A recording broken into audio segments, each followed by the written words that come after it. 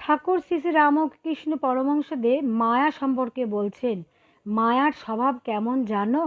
যেমন জলের পানা, ঢেই দিলে সব পানা সরে গেল, আবার একটু পরেই আপনা আপনি পুড়ে এলো।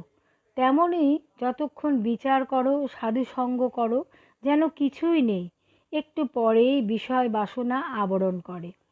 সাপের মুখে বিষ আছে, সে যখন আপনি খায় তখন তার বিষ লাগে না, কিন্তু যখন অন্যকে খায় তখন বিষ লাগে। তেমনি ভগবানের মায়া আছে বটে, কিন্তু তাকে মুগ্ধ করতে পারে না, অন্যকে সে মায়ার মুগ্ধ করে। মায়া কাকে বলে জানো? বাপ মা, ভাই ভগ্নী, স্ত্রী পুত্র, ভাইপো ভাগ্নি, ভাইঝি, এই সব আত্মীয়দের প্রতি টান ও ভালোবাসা। আর দয়া মানে সর্বভূতে আমার হরি আছেন এই জেনে সকলকে সমানভাবে ভালোবাসা।